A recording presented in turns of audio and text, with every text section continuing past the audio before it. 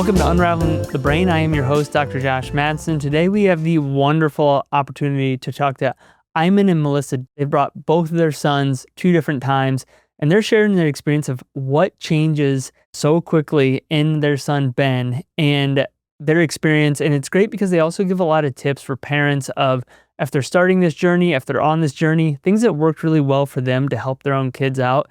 And I'm super excited to share this conversation with you guys. Let's jump in.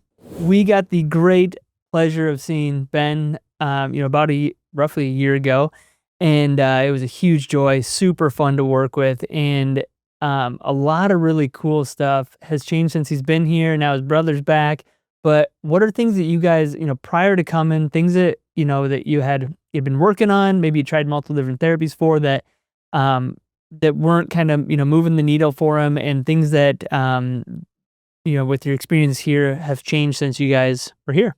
Yeah, absolutely. I think there's definitely some perspective I can provide, but I think given that we homeschool and my blessed wife is with our children all day, every day, I'll let her start off and then I'll kind of augment what she says. Awesome. Okay, so Benjamin is a wonderfully bright child. He started reading words and sentences when he was 3. But by kindergarten, first grade, he wasn't able to read a paragraph. He would start off on one line, and then his eyes would be somewhere else reading the next couple of lines, or he would use his finger. And somebody suggested that we put a blank note card on under each line, so he was only able to see one at a time. And Mr. Independent doesn't like help and didn't accept that. So kindergarten, he had an IEP for speech. And then by first grade, we asked for adaptive PE, occupational therapy, and vision therapy to be added to that because of the reading. And then his writing was not very legible.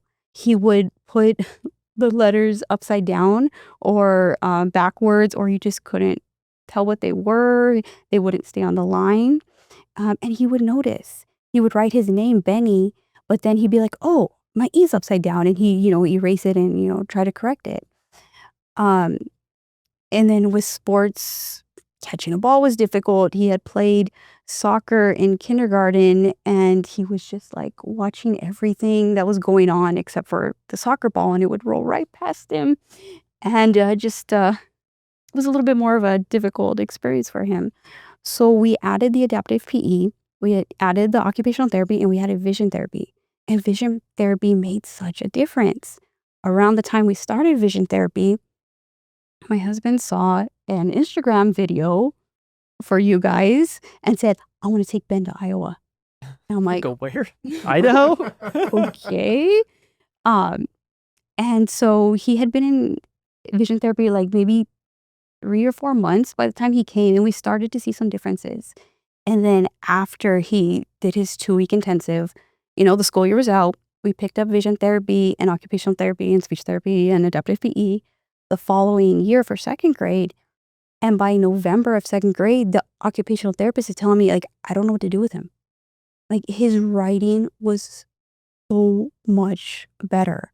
You could read it. It was on the line. It was beautiful. 2 different child wrote this, but no, it's the same little boy. Yep. Chapter books, he can read them now. He graduated out of both OT and vision therapy with not even a year since he's been working with you guys. That's awesome.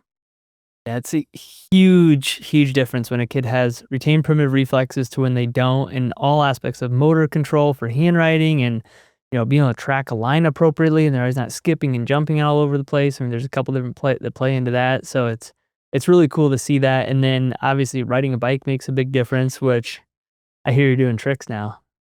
So, was it 4 or 5-year-old Benny on his bike with training wheels?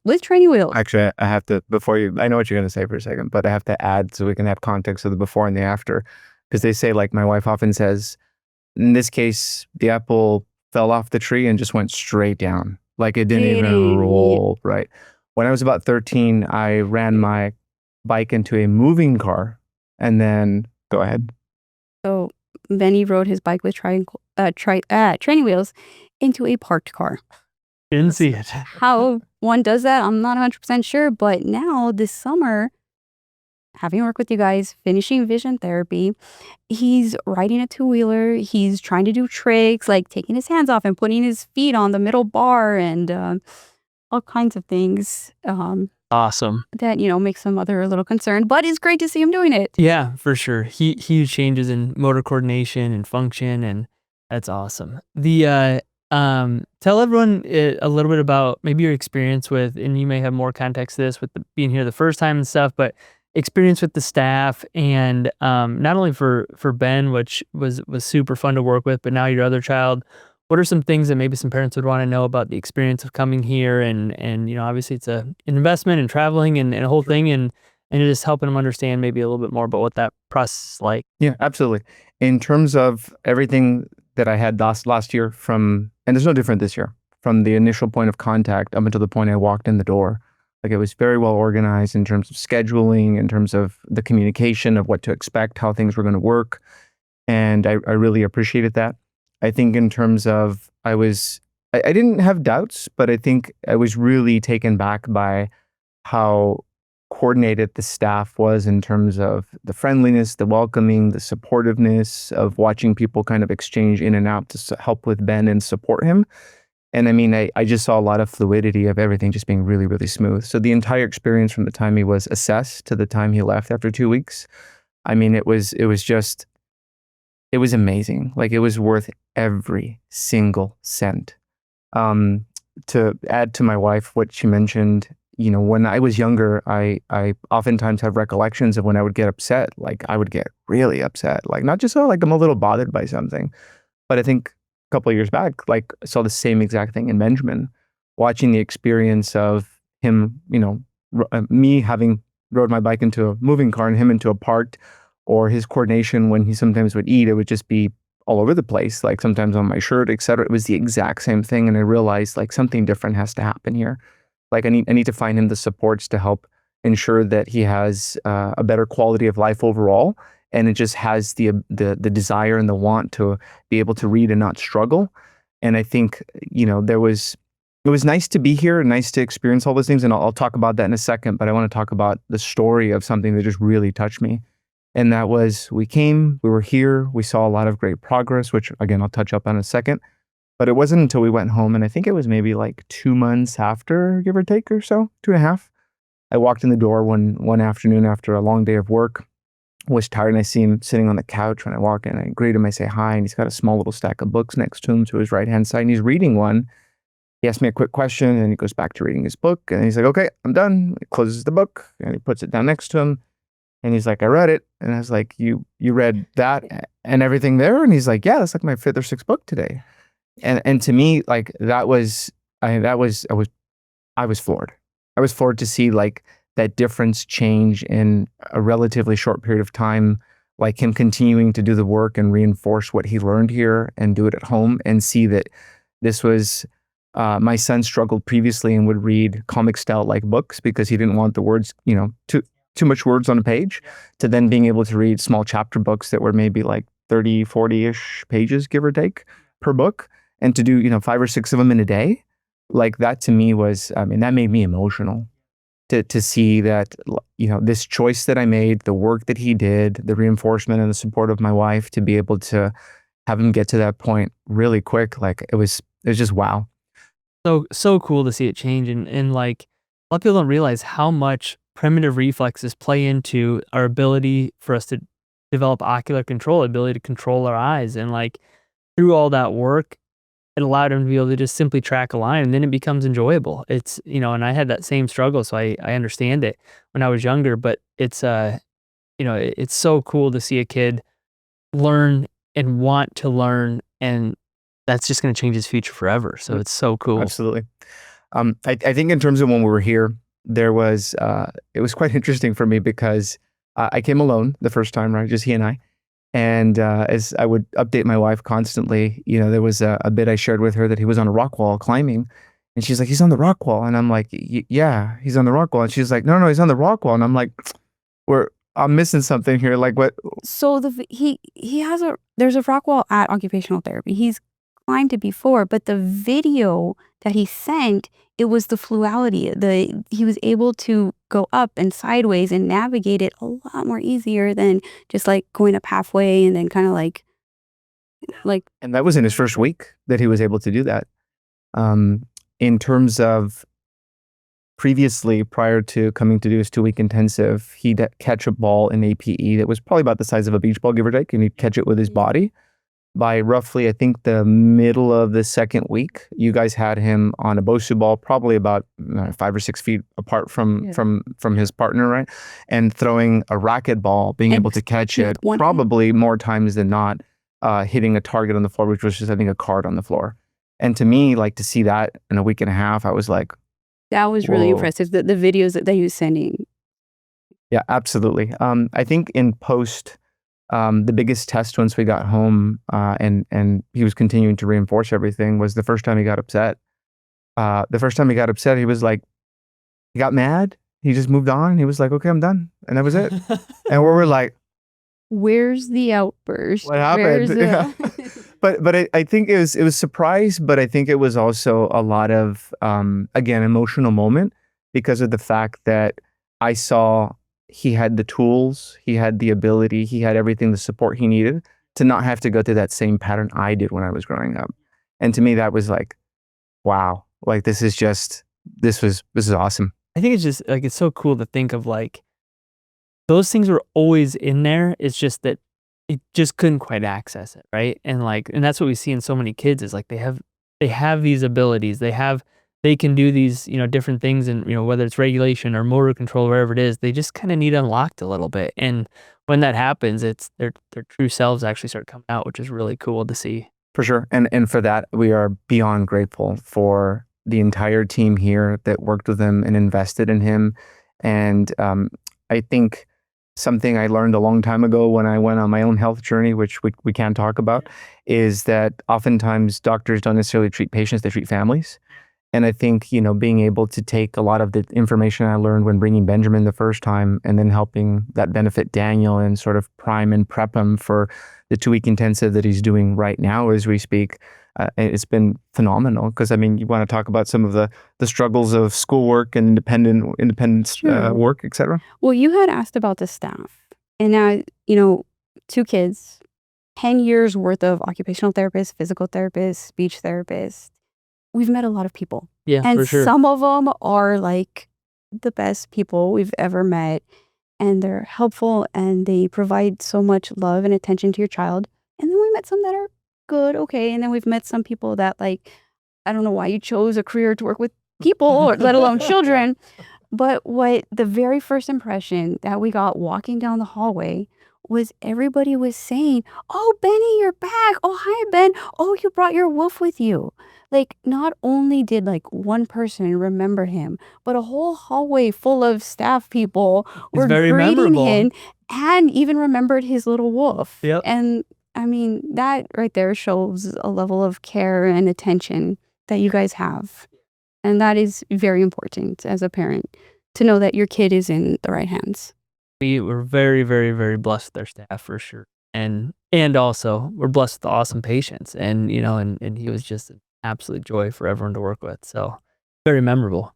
I was referring to when Daniel. Yeah. Okay, so you guys sent home a packet of homework, things to work on with Benny.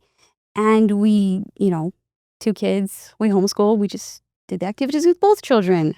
And I was really surprised having read about, autism and ADHD, movement's important. But what we did was we started off last school year. So Benny in 2nd grade, Daniel in 4th grade. We started off with prayer. We started off with exercise. We started off with the vibrating board and the red light and doing the exercises in the packet plus Benny's vision homework. And we saw such a change in Daniel's schoolwork in addition to Benny's. Daniel, it would take him 45 minutes to do 5 math problems. And his attention would just be, he'd be at the desk and I'd turn my back to work with Benjamin with something. And then I'd look over and make sure Daniel's doing his work and he'd have a book open, or he'd be playing with his pencil, or he'd be fidgeting with something, Lego, something on the table. And, we would I would take away everything off his table except for, whatever he's working on, but he'd still find something else to do. He'd lose his pencil in the middle of not doing his language arts or his math. And now he can sit for a short period of time and actually get his schoolwork done. And that is just so helpful. So, I'm in saying that you guys work with one child, but you help the whole family. You definitely help the whole family just working with one child for 2 weeks. A lot of times it's just having the knowledge of kind of just what to do, and you guys put the work in. I mean, it's the kids did, so it's really a team effort there for sure. Okay, one thing that I think would be really helpful is we know like we're just a piece to a lot of these kids puzzle, right? So what are some things that maybe you guys wish that you knew before you came, or even just your guys' journey of things that seem to go really well, or the order they went really well? I like to ask parents, like, what are things that you've done even outside of here or in conjunction with here that you think that maybe some other parents they'd really benefit from knowing? Absolutely. You want to take a step first, or you want me to go first? Go ahead and let me give him a good answer. Yeah, no problem.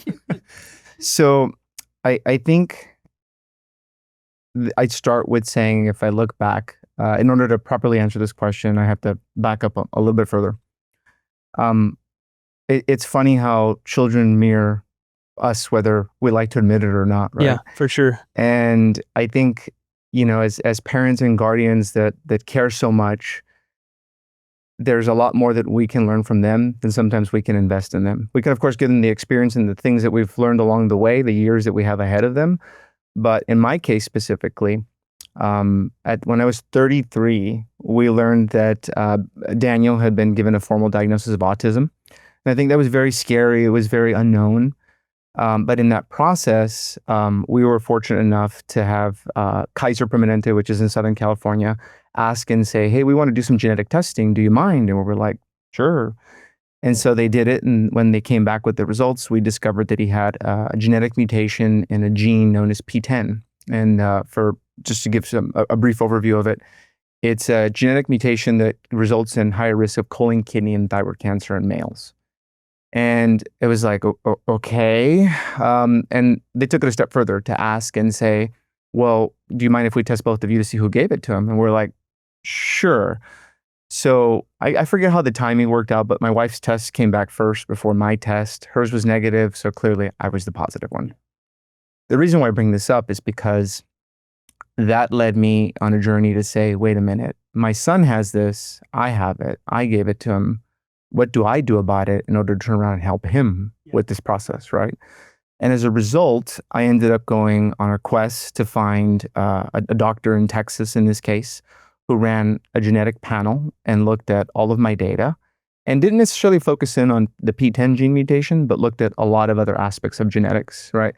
And his answer really gelled with me in terms of saying, hey, this is what I think we can do about your gene mutation, but here's the other areas of focus that I feel need addressing some genetic supports with your deficiencies in order to help overall your health and your quality of life. And again, this really resonated with me. As a result of doing that, I went through that process and started feeling much better in terms of sleep and attention and just overall quality of life improvement. So then I went a year later after coming home again with my crazy ideas and telling my wife, we got to take the boys, right? We took them back in 2019 when they were 4 and 2 and had their genetic panels run. And that to me was very eye-opening. I kind of recall back to the day they were born when you go home and they send you home, like, okay, you're going home out of the hospital, right? Is that you feel like you need a handbook. I think this is the handbook that I would say any parent out there should definitely consider if they haven't looked at it, because it gives so much insight in terms of how your child does or doesn't handle inflammation. Can they turn it off? Do they light up like a Christmas tree? Yep. Do they convert B vitamins well or not? Yep.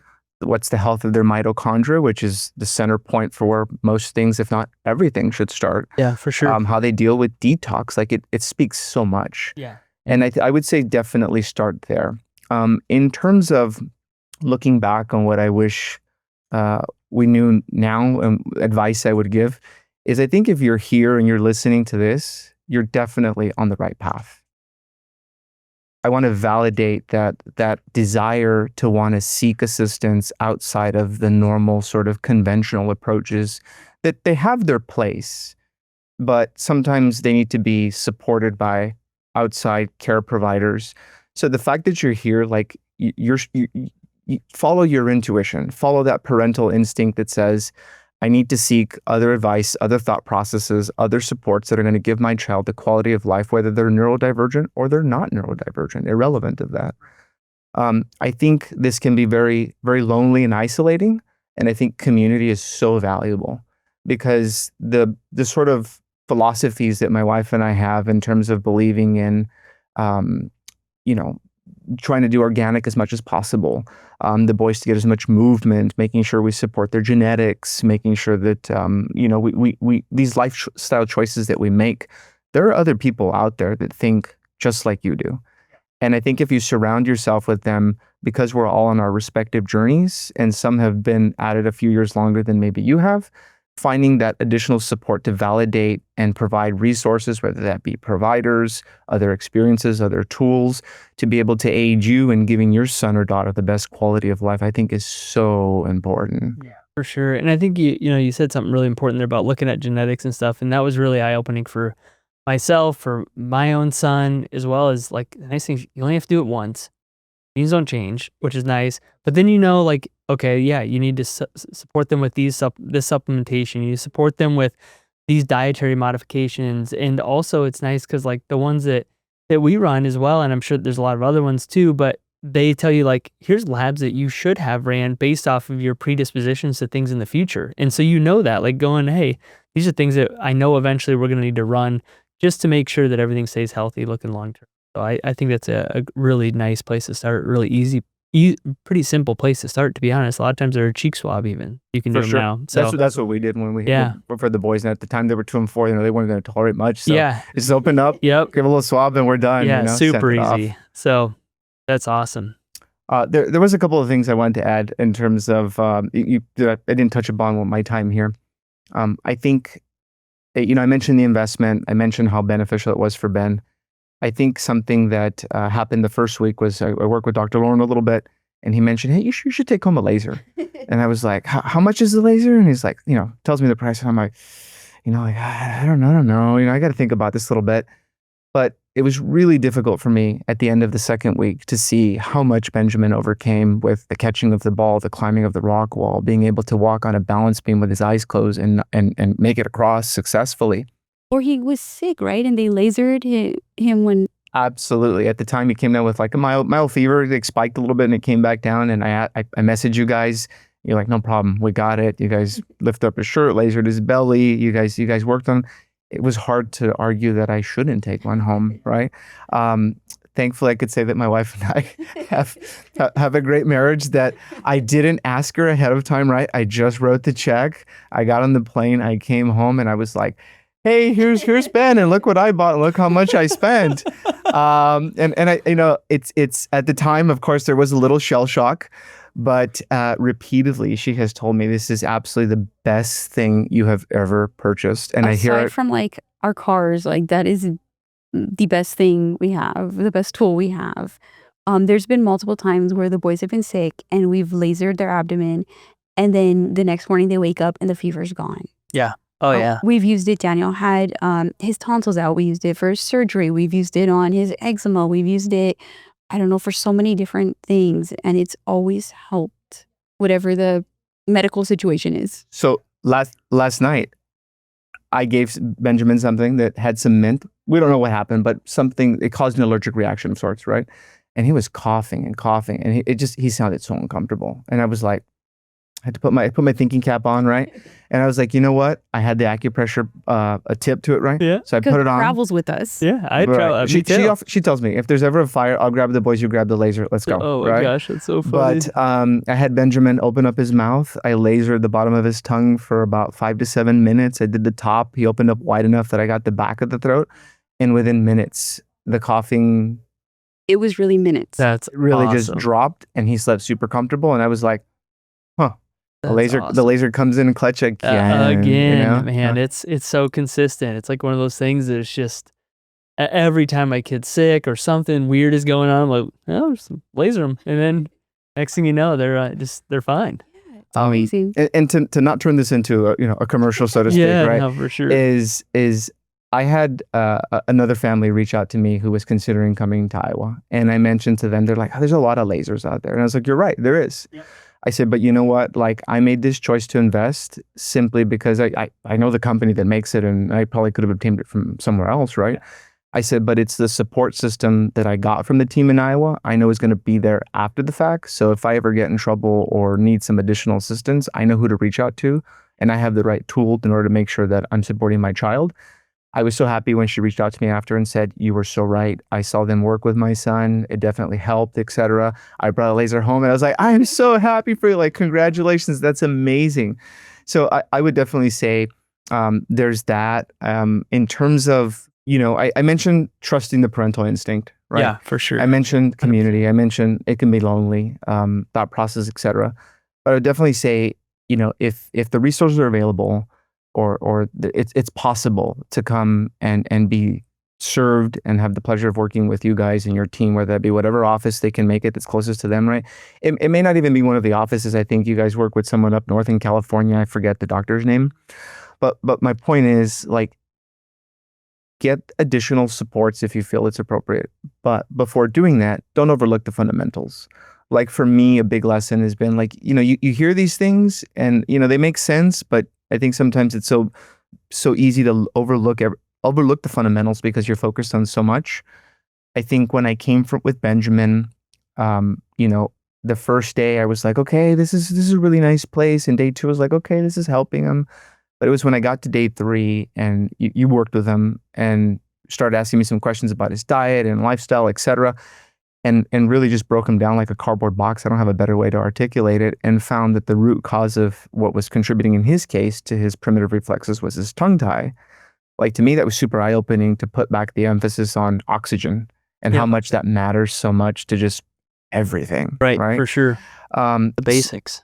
For sure. And in Daniel's case, I went back home and said, okay, now it's Daniel's turn, right? Here's the plan. I said, but, let's go to the Breathe Institute, which is in LA. Yeah. Dr. Doggy. And he looked at him and said, this child's tonsils need to come out ASAP. So we're like, okay, cool. Let's get tonsils taken out, right? And I thought, okay, we had them evaluated both for their tongue ties. They both had their tongue ties released, because in bringing him back here, I wanted to make sure that you guys had as much removed out of the way so you guys could make as much progress as possible. And so in terms of overlooking, like in Benjamin's case, before he had his tonsils taken out, they sleep in their own room. And of course we have our bedroom, right? But it wasn't until I took him for a sleep study that I realized he's a wild sleeper. Mm-hmm. He was everywhere. wild. Like, yeah, he was, and he'd wake up tired in the morning for sure. And I didn't realize that his tonsils were ginormous and impeding his airway, which was causing other issues. And so going back to say, like, sleep in the same room with your child, right? Like, see how they're sleeping, the quality of the sleep. If that's not good, like, definitely look to get that addressed. Find the right provider that's going to help you get that taken care of, because when that's done and their palates and their teeth are all aligned and their tongue is in the right placement and they're breathing correctly, like, that's going to make the world a difference. Like, just yesterday, Daniel, after doing his 2-hour intensive, we went back to the Airbnb, and that boy was lit up. I mean, you could just see the life in his eyes. And I was like, I need to tell them to give me some oxygen, because like, he kept going until 9 p.m. and he was going strong. And I was like, my wife goes, yeah, no more oxygen. I think we're done. We're done with the oxygen. No more oxygen. Take it back. This is too much for sure. But I think go back to that. I mean, like, dietary changes, they definitely matter. But that's a really tough topic to tackle. It's one piece. Definitely. But I think it's easy to become overwhelmed and think, like, I want it to go in this direction, and it may be starting here. But I think I'd encourage any parent out there, just take it one step at a time. Like, be gracious to yourself and your expectations, so that you in turn can be gracious to your child, and just know that, hey, you're working together to move things in the right direction. If you're getting the nutrition component checked and you're getting oxygen checked, like, those, in my opinion, from what I've learned in my journey, those are 2 big rocks that definitely make a big difference. so that when you're in the position to either seek assistance from a team like here or a different office that you feel is the right fit, like you're going to see really good results that you're going to be so happy with. And I think that's any parent wants that. Any parent wants better quality of life for their child. And I mean, to me, that's everything. Yeah. I mean, I truly feel like if you can open up that aspect of making sure they're getting all the essential nutrients, that they're not eating foods that are going to create tons of inflammation for them, and they're getting enough oxygen, they're moving enough, and they're not sitting on an electronic like the majority of the day or very much at all, that's going to honestly, it solves a lot of kids' issues, right? And it's the foundation. And you go back to that, it's like make sure they have a foundation before we do anything. And that's why we order so many labs for kids before they ever come. Is because we want to figure out like, hey, do we have a solid foundation to work off of? For sure. And I am absolutely amazed at how much I keep learning every time I come here and be able to just be around you guys. I mean, it was day 2, I think it was, where, day 1, I saw Dr. Lauren working with Daniel, and he was giving him some pressure through his knees and his legs. And I was like, just being very observant. And we go back to Airbnb in the morning and of day 2. He's being really loud. Like I was like, the volume's turned way too high for here, right? I got to do something about this. So I was like, come here. I put him on his back. I started giving him the same pressure on his knees. And I mean, within a matter of minutes, like the volume went from here way down here. And I was like, huh. That worked. Yeah, absolutely. But I mean, to be able to support him so his brain's getting the stimulation it needs, and for my own sanity, I am, again, beyond grateful for how much I continue to learn. And you know what? It's because of him. Because if it hadn't been for his diagnosis of autism, we would have never learned about the genetic mutation. I went 33 years of my life with never learning it. And it wasn't until it set me on this 7-year course, and now I'm 40, that this has been completely eye-opening for me. And the more I continue to learn, the more I'm able to share with them. So I'm so proud of them now when we go to the grocery store, we go out to eat, or they're doing church service, whatever the case might be. They're like, we didn't have snacks, don't worry. We didn't have donuts. We went for the most friendly thing. Or they'll pull an ingredient off the shelves and they'll be like, nope, sorry, we're putting that back. No, we don't want that. What did you pick up? And then he told you, no, you can't have that? So there's a brand of pickles called Dave's Pickles. And I love pickles, but I like some spicy. And I got the regular dill, non-spicy, because they don't like spicy. And I got the spicy ones. And so I took the jar of pickles. Benjamin grabbed the spicy jar of pickles. And we're walking to the register, and I'm like, okay, cool. We're going to have some great pulled pork sandwiches, right? And so as we're walking, he's like, Papa. And I'm like, what's up? And he's like, these have high fructose corn syrup. And I was like, yeah, they do. Let's go put those back. Awesome. And so we walked back to the shelf, put it back, and I was like, I really wanted to. yeah. What a lifelong skill, though, man. Impulse control and learning to read labels. Unreal. Absolutely. So I think it's just, I would say you don't have to be alone. You're in the right place. Find community. Focus on those big rocks, right?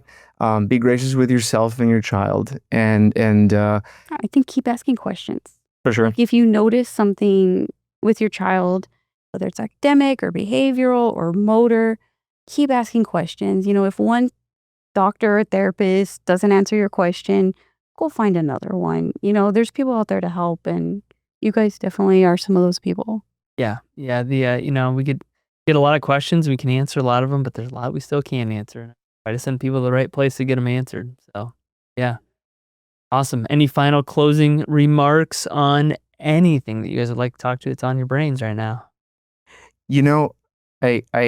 I mentioned the bit about parental instincts, and I think I'm so appreciative that in my case I have followed that, and my wife definitely has as well too, because I think that's definitely led us to the right places and the right people in the right time. Like my experience coming here last year, and finding other providers, other occupational therapists that we felt were the right fit. And I think, back to the fundamentals. Your children are always paying attention.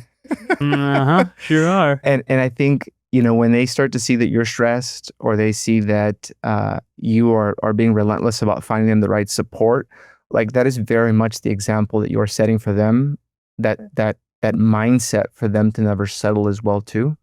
And I think that is so important because, you have to be, you know your child better than anyone does. And when you're working with doctors that you feel aren't the right fit, follow that and say, no, sorry, next pediatrician or next whomever you're talking to, right? And it can be frustrating for certain to deal with certain providers because you feel like, hey, we're certainly not on the same page. But understand that, like my wife mentioned, there's definitely people out there that are there for you. And I think in that process, like that, to assemble the right team to support you and your family, it takes time. So be patient. But when you have those providers and you're involved in a community that sees things the way you do, you're going to acquire those providers a little bit faster, and just cherish them and lean on them and understand that, you're not alone. Like I have to keep repeating that because oftentimes my wife and I, sometimes, we talk back and forth about dietary choices and we're like, we kind of want to lay off the dairy or maybe not be as gluten heavy, etc.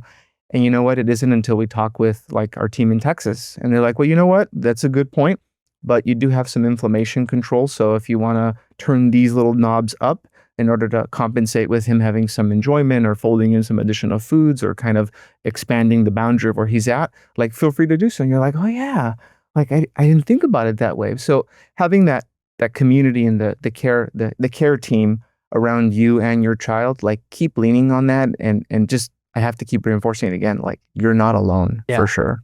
100%. Well, anything else to add to that?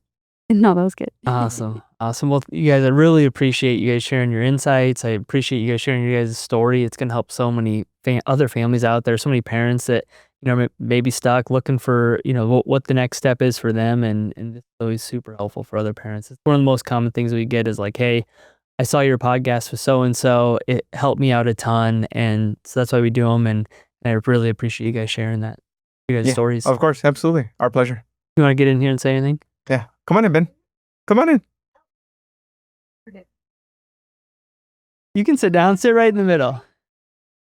About the what? Of how we prefer to eat foreign dairy. So I've often told my kids, like, do you want to talk about it or you want me to talk about it? You can. Okay. I've often told them, like in reading labels, that, more often than not, we find that American dairy I'm not saying I'm not painting with too broad of a stroke, right? For the most part, commercially available, it just doesn't agree with us. Whereas if we read the labels and pick something that is a product of Italy or Holland or anywhere that's outside the US, it does seem to agree with us so much more. So they're like, you know what? Yeah. Like, now when we go, if we do pick up some cheese, they're like, oh, this is not American. Don't worry, Pops. We got it. This is made in wherever, right? We're like, all right, cool. Oh my gosh. That's you got so this funny. for sure. Bud, do you want to say anything? What's changed? Pull that mic in front of you right there of Dad's. What since you've been here about a year ago, what's different? How do you feel? As I said, my writing's better. Riding your bike? Riding my bike. Tell them about your bike tricks. I had a few bike tricks. Standing up. So I said I put my feet on the bars. Sometimes Awesome. I actually put it on the handlebar. And I'm riding Man, like you're this. wild. Now the really important question: who was your favorite person to work with? I think it would be you. Yes. Awesome. So take that, Dr. Lauren. Yeah. Boom. I'm totally sharing this with him.